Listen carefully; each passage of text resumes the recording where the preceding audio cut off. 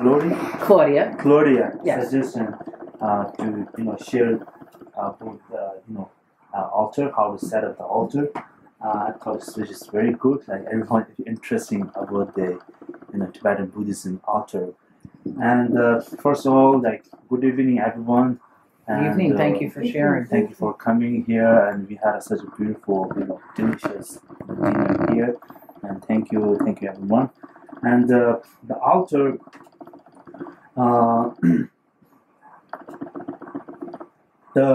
When you visit in India, Tibetan refugee monastery in India or Tibet, you might see like very big altar full of offering, which are really elaborate and very complex, which you're not gonna set up in your personal room or home.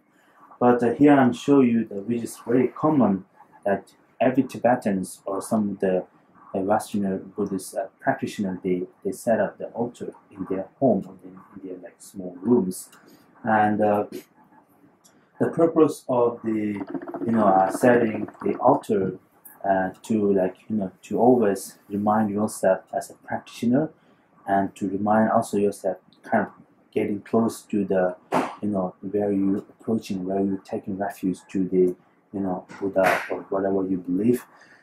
And also once remind you like there's always opportunity, kind of awakening, what you call awakening mind. When I say that awakening mind, it's to awake from the darkness, from awake from the sleeping, to understand clearly to the enlightenment. This is what we call awake, close to the Buddha. And so that's a different kind of offering.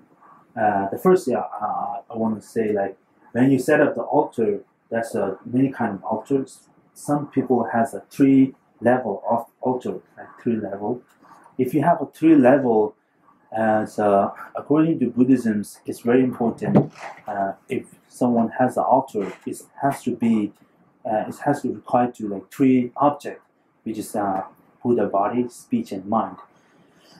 And Buddha body is represents Buddha statue elements, and Buddha speech is represent Buddha scripture, or the teaching that has taught by the Buddha, and this is what we call Buddha speech element. And it doesn't need to be in Tibetan; it can be in other languages, like for example American or like Korean or Japanese or other languages, whatever it's taught by the Buddha, we consider it as Buddha speech element. And third is a Buddha mind, which is considered as a stupa. The stupa is a Buddha mind element. And we got a Buddha statue, Buddha body, speech, and mind. Okay, so these 3 are the very important to once you have altar. And other, you can have any other like Buddhas or protector or whatever you believe, whatever you taking a refuge to the like guru or teacher, master, whoever, it doesn't matter. And so if you have a 3 level, the first is the Buddha teachings. It has to be good. The very first, which is the Buddha Buddha books or Buddha holy books. Like would a prayer scroll be good? Yeah, prayer, yeah. Like to put it up on top. Which prayer? Like one of like the scrolls that you got there. Like would you put that like up on top of the altar? Not that one. Oh. I mean, it has a Buddha teaching, but this is specific for the prayer flags. So it's you can hang on the tree or high, but the Buddhist books or scripture. And the second is a Buddha statue, which is Buddha body element, and third is a Buddha mind, which is stupa.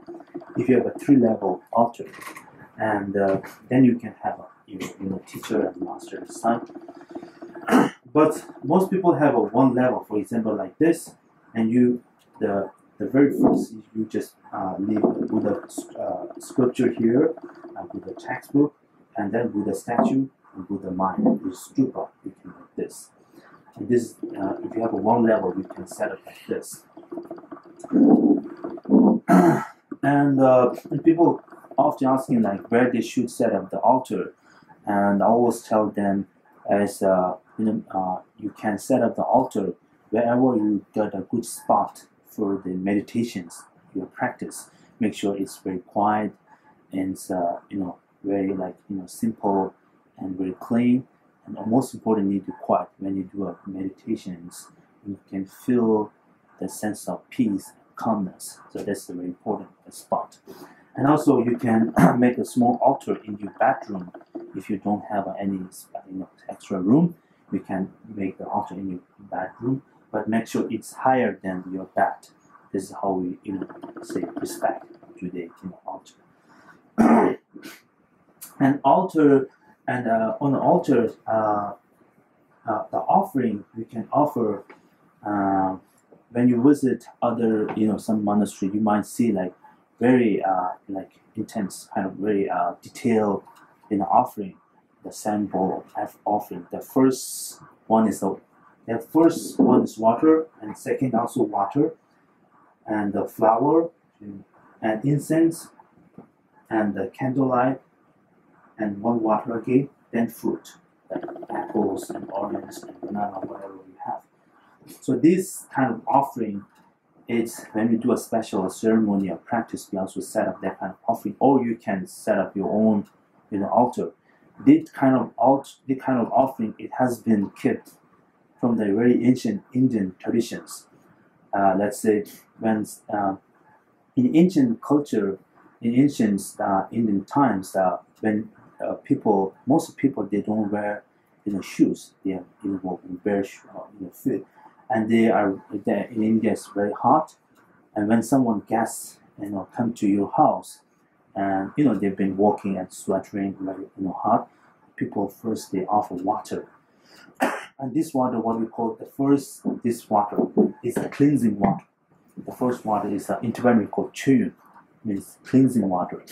So the first water, they wash their face and eyes and clean, and then they clean, and then this water is for the drinking. So they drink the water, and then they encourage the flower. The flower, they offer the flower to the guests, and then they metal and dhupa, and then incense. They purify incense, and they enter in the house. And once the guests enter their house, they turn on the light. I mean, in that time, maybe they don't have that kind of light, but they use maybe candlelight, as guests can see that everywhere, and candlelights. And then they, and once more water here, which is the represent perfume.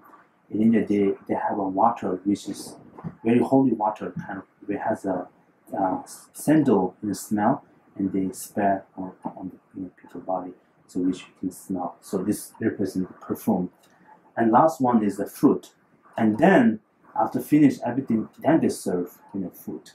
So this is a kind of tradition that's been doing, but this all doesn't need to be to the Buddha or high practitioner, high being.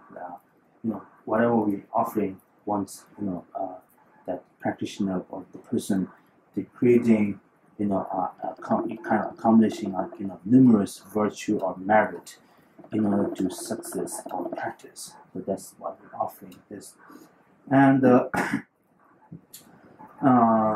but if you can't do that, you can use the water, the bowl of water. But we use the 7 bowl of water. This is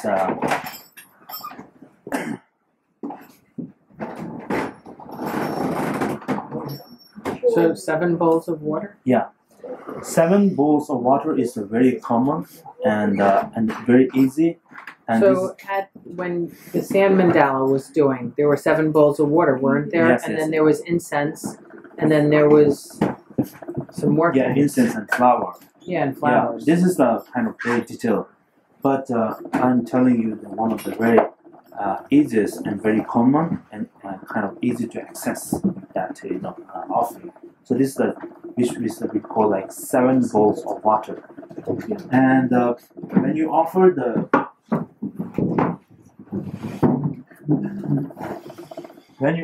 7 bowl of water, you always start from the left. You start from the left and and to right. And every evening you take them down from right to left. This is how we do traditions. Start from left in the core. And also this is also I want to share like when you at the first time when you set up the bowl, you have a 7 bowls, right? And each when we have 7 bowls, the first bowl we put a little water, and as we set up, we pour all the water to the second bowl, and this also represents the cleansing that one's bowls, and also sometimes it left maybe in a drop of water here, not being empty. So that's why in Tibetan traditions, when we have a bowl something we never left like this, it's because empty is not a good thing. So that's why we always so this is too much. If I go very detailed with that, kind of very, you might think, oh, too much suspicions. I'm not going to tell you about that, why it's not good. So this is what we do. Like each you go to pour the water that's set up. Make sure it's clean and has a little bit a drop of water here, not as emptiness. So when you set up, not to touch, not to space, big space, like to has a little space like rice space. And you set up 7 bowl here. We have a 7, but it's like sand bowls. 7 bowl set up, then you pour water. When you pour water, not like too much, that almost like comes out. It's like almost like full like this. When you offer the tea or wine to the guest, you're not going to pour like all over the glass, right? It's not good. So that's why same like we do this here. Examples. As we finish, you take down from there, right? When you take them down, you can leave on the altar, or you can leave other place you want. And when they dry, you can clean and ready for tomorrow. Do you make an altar every day? Is that what you're saying? If possible, you can do offering every day. Every morning, you offer water. Every evening, you can take them down. But if you're really busy, Yeah, let's say you just wanted a space that had the altar. Yes, if you're really busy, you can leave this water like 3 days or a week. And then after 1 week, we just take them down. And every morning, we just offer again. And also, water is we consider as one of the best offering. The water. The reason is one reason is in Tibet, is the water is very pure. You can drink from the River. The stream and river, like very clean from the mountain, mountain. And second is the water. When you offer the water, you never feel any miser, right? You can get the water from the tap water, right? From the tap water, you don't need to buy. For example, when you visit in monastery or temple, if you offer like $100 or $500, when you leave the temple, you feel miser, like I shouldn't offer money. Maybe instead, offer like $10 or $5. But instead of creating a good karma, or like merit, or like virtue, you're creating a bad karma. But that's not good. But if you have a pure motivation, that's number one. But this I'm telling you, water is the one of the best offering. And so and also most important, when you offer any offering, make sure that whoever offering that has a pure motivations, not for like show off that I'm Buddhist and I practice every day, but that you really doing something not for yourself, but other sentient beings. And I myself try to be purifying all my body, speech, and mind in order to help to all sentient beings. Kind of that that intentions, that thought. That's very good. If you have a thought like looks good, or I'm Buddhism, like show, that's it's not pure offering. It's like a fake offering, because His Holiness Dalai Lama always tell jokingly to the people that it's happened truly in Tibet. There was a really great practitioner, and he was meditating in the he'd been meditating in the cave like very long, and he has a sponsor that every week or maybe after a couple of days he brought the foods for the week, and he'd go back. So that day he knows that the sponsor is coming, and he wanted to make sure that he wanted to set up very nicely, clean, and his sponsors come feel like, oh, very good, my monks and practitioners very good. He did that, very clean. He make different, and usually it's like clean everything, water, and then he was waiting. Then he caught right away his ego, like, oh, this is not the pure offering, and this I'm trying to make my sponsor happy and more faith to what I'm doing. This was not right. He caught right away his ego and he grabbed the sand and he smashed on the in Tibetan say, I don't know how to translate. He said, let's destroy the fake offering. So he did that, and he wants his sponsor to come. What happened is that dust and everywhere, and he said, I caught my this and that, and his owner says, this is one of the best offering. And he caught his ego. By the way, he smashed that all.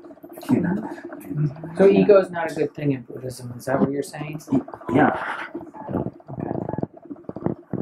So that's what I'm saying. Like, it needs to be pure offering, rather than being show off and actions. Any questions? Should you put rocks up on your altar? Rocks? Yeah, Like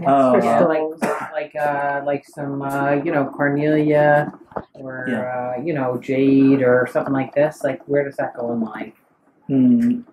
Or you don't really do that? Actually, as I say, Buddha, Dharma, and Sangha. But if you feel like rock is a very like holy thing for you, you can have only rock instead of Buddha statue and anything. It's all about your mind. It's all about comes here. And one story I would like to share is happened in Tibet. Lhasa, especially Lhasa, is the capital of Tibet. And actually, they live in eastern Tibet, Amdo. And his son is a kind of business, go every day in Lhasa and come back. And his mother every day tells his son that when you come back, bring some small statue from Lhasa, because they consider Lhasa is a holy place where his owners and some other very holy objects there. And he always forget, when he come back, he always every night he forget. So once night he remembered, but he too late, and he just grabbed some stone on the way and give the mother this from Lhasa. And mom was like, oh, so precious.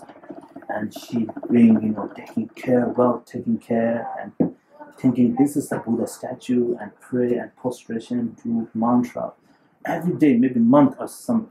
And once the Mama, what are you doing? Like, she said, this is everything from me. Like, he said, this is a stone I found on the road, And she said, what are you saying? And she grabbed and she threw that stone, and stone break, and it's come Buddha statue inside. Oh. Oh, that's a nice little means, story. Yeah. That her thoughts made the Buddha statue. Yes, that's what I'm saying. Yes. It's all about the mind. But if you can have a Buddha statue, books, and different this and things. Now, would the sand from the sand mandala, you know how you gave people sand from the sand mandala? Would that be an appropriate place to put the sand until you wanted to throw it away? Yeah. Not throw it away, but let it put it, let it go in the river. Yeah, you can. So you can put that on your altar. You can use it a different way, as it depends on the one individual, thought in their mind. If you want to use for the offering objects, you can use it, or you can spread in your house, like kind of remove obstacle. You can do that, or you can pour a little bit into water to the oceans to purify all the negativity or thoughts or illness in the world. You just can do that. So it's depending on one individual's thoughts and their intentions. So how long do you meditate? Meditate. Here instead, like we always on a schedule. We like in monastery we wake up. We have to be in the main temple for the prayer, like 5 morning, and we stay till 9. This is a monastery schedule. After 9, it's up to them whether they want to stay, study, or whatever. For many monks, we have from 5 to 9, we have classes, or include like breakfast or lunch or break. We have that time. And during the debate, it starts from 8 till like 10 o'clock till 9, 7 to 9. And after 9, once the like in charge of the monk when he lived, so it's up to monks whether they can stay or not. Yeah, so in monastery, different, like the meditation is not our part of like in the schedule, but it's individual wish when they want to meditate. But monastery most emphasize on the study rather than rather they do practice, because we say first learn or listen a lot, and then you contemplate what you learn, and finally you meditate. So without learning and contemplate, you can do meditate. It's good for you, but you cannot accomplish much. But that's why they say learn, listen, and contemplate, then meditate. But I'm not saying you should not do meditate. You should do meditate. I also do meditate sometimes. Can I share this on the computer? Yeah, Yours? sure. If he's a Facebook